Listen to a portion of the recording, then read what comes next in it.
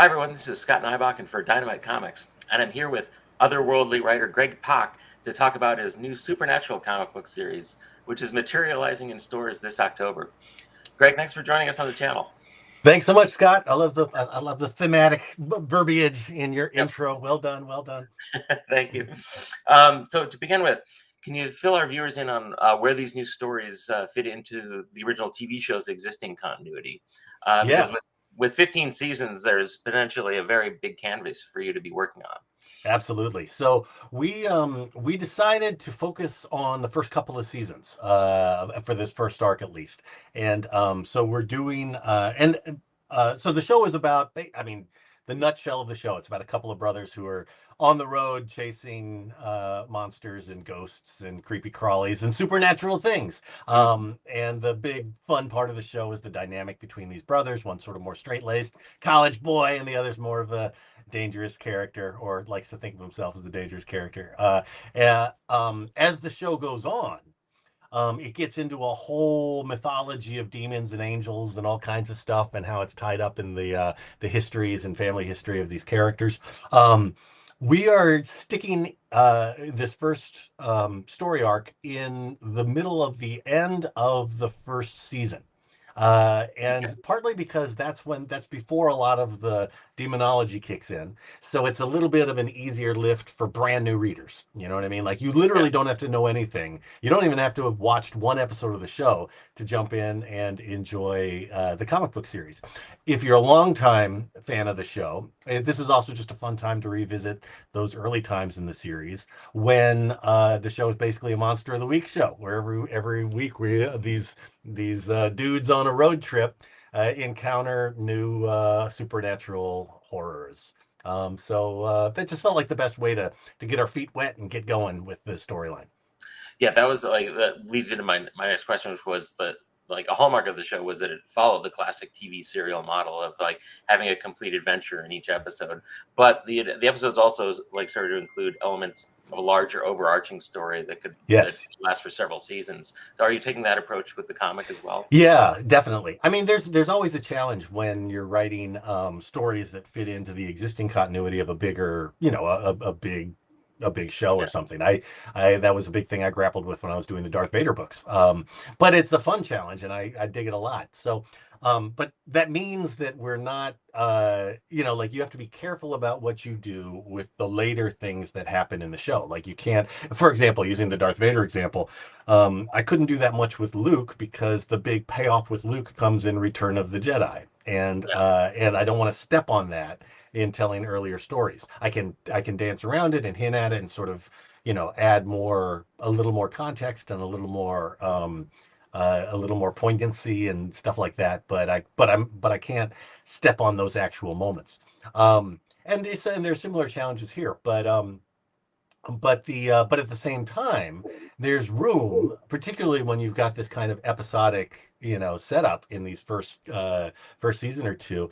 There's spaces in between things where you can build out stuff, and there's also kind of, this is still when the brothers are still kind of figuring out what the heck is going on and what their own relationship is. So there's lots of fun stuff that we can still do with that to kind of deepen those little moments between the brothers, and yeah, so there's a fun emotional hook to play with there.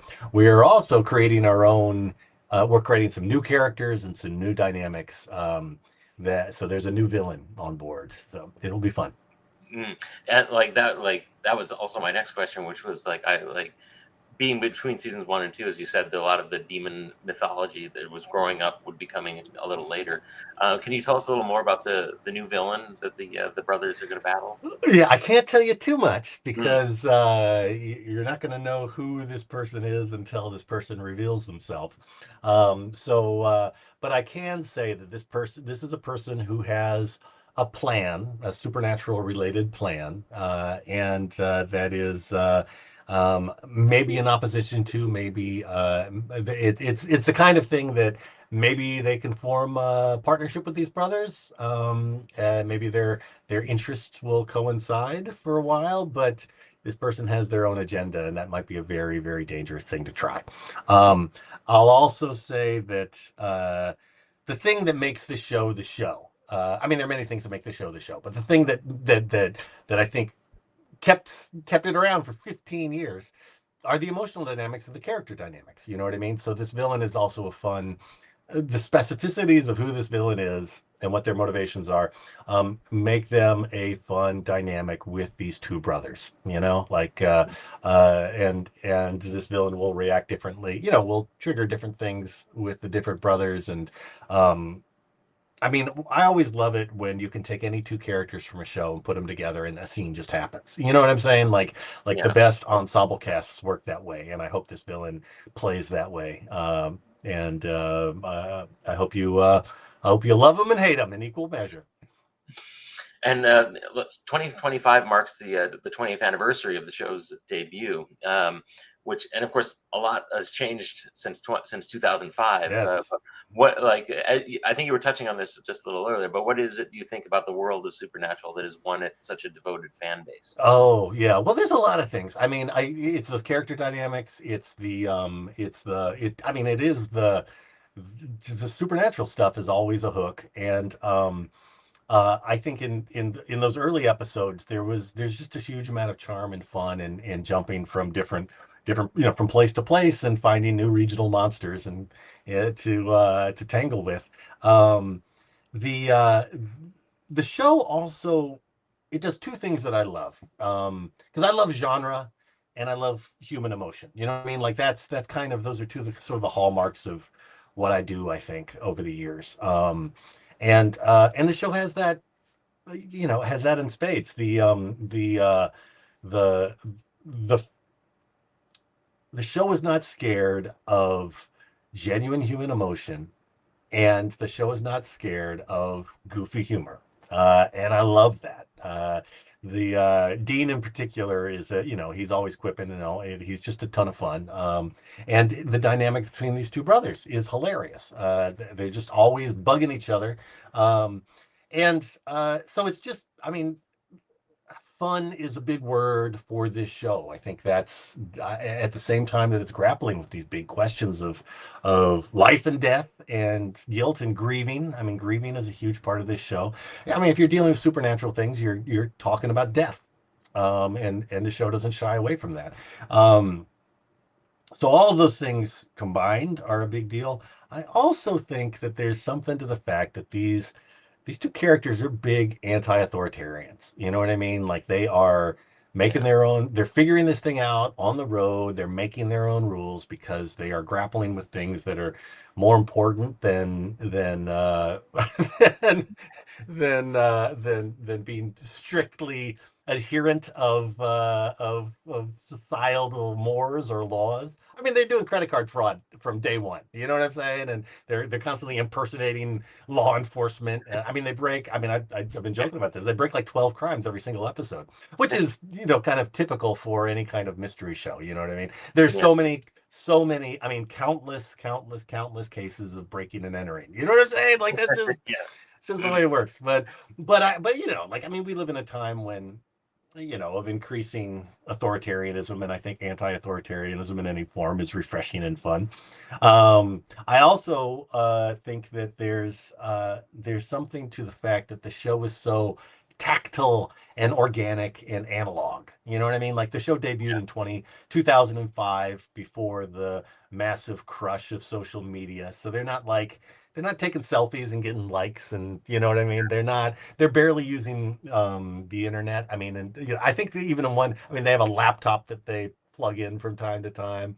I don't think they even. I think there's one episode where they even go to an internet cafe. Remember those?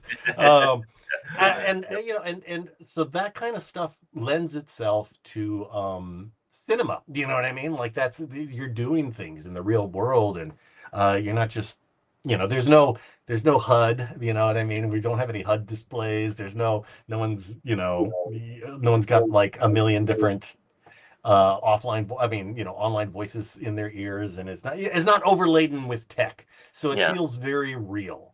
And the comic book reflects that, you know what I mean? Like we've got these gorgeous pencils by Eder Messias.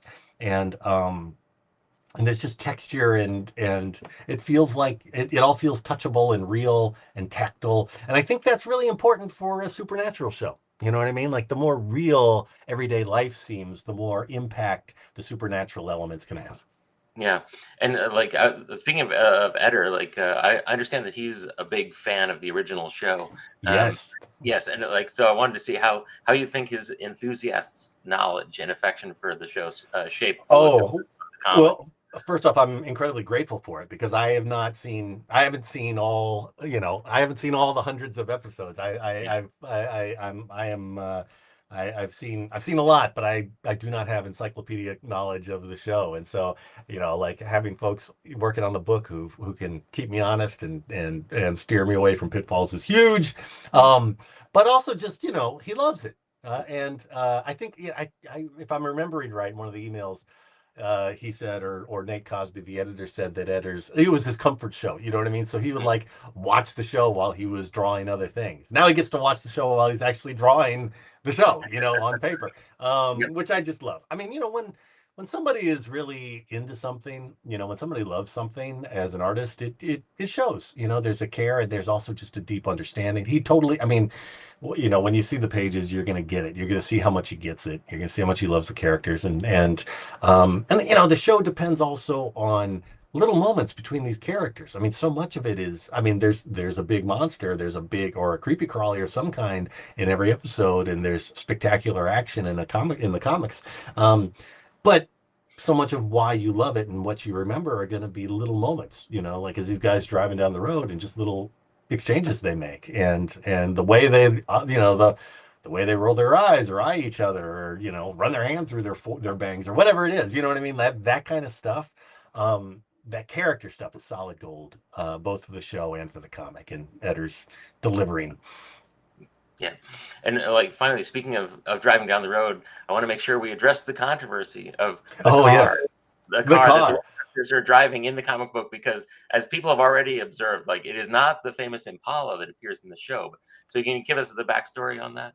Yeah. So, from my understanding, and you can edit this out if we're not allowed to say it, but from my understanding, we like it's a licensed book, right? And the Yeah, license gives us the right to use everything in the show and all the characters, everything except the car. For whatever reason, we can't use the car. yeah, So they're going to be driving a different car in the show, very similar to the original car, but it's going to it's going to be a different, vintage, cool vintage car. Because of course Dean would not drive anything other than a cool vintage car if he can absolutely avoid it. But there's going to be, yeah, I mean, there will be a reason for it. That's a character-based reason that you're going to see in the show, and there's going to be a payoff for that. So yeah, don't worry, friends. It's not something we forgot. It's something that we are, one of the, these projects are always stuff that seems like an obstacle. With this kind of stuff always ends up being a fun thing that can be additive. You know what I mean? yeah, Like the creative business is a business, and because it's a business, there are always certain restrictions you have here and there that don't really make much sense creatively. But then amazing creative stuff comes out of restrictions. You know what I mean? Like even just like the size of like this is an aside, but like the size of a comic book. You know what I mean? Like the specific size. This is another book that Eder drew, by the way, that I wrote. But that size of a comic book, it's kind of this random, very specific size, and because if I'm remembering right, it's because that was half the size of a newspaper page, and yeah. that's how They were comics. folded over exactly. Exactly, right. And that determined the size of comics back in the day. And now but now that those dimensions create, the space for how the creative story gets told. You know what I mean? And I think that's cool. That's fascinating, right? You know what I mean? Like the we when you have any options in the entire world available to you, sometimes that's really stymieing as a creative person. It's like there's too much to choose from. So when you start to limit things, then suddenly it's like, oh, okay, well, now we got a story. And I think that's just because in human experience, like our stories and drama come from conflict, come from the points we hit barriers. You know what I mean? And so it's like you hit a barrier in real life, then you make some decisions and you grow as a person and you do things, and you take action as a result. And that's a story. And same thing in the actual act of storytelling. It's like you're told, okay, you got to write a haiku that's five syllables, 7 syllables, and 5 syllables, and now suddenly that's your restriction, and it forces you into doing something. And yeah. So anyway, yeah, now I'm comparing not being able to use the Impala to a haiku, and maybe that's entirely appropriate. So, but that's yeah. So this new car we have is our little haiku in the book. Well, like we're all looking forward to seeing the final result. And I wanted to thank you for joining us and giving everyone a peek under the hood of this highly anticipated new series. Thank you, Scott. Well, I hope the ignition fires correctly and everybody enjoys the ride. How about that? I want to give another quick shout out to my editor Nate Cosby, who is awesome, and my partner in crime on this thing as we head out and track down these creepies. And thank you so much, Scott. You're a total pleasure. It's been fun. Oh, thank you. And Supernatural #1 will manifest in comic book stores on October 22nd. So be sure to pre-order it now, and follow Dynamite Comics on YouTube, Facebook, Instagram, and X to hear more about all of our upcoming releases. Thanks for watching. Bye, everyone.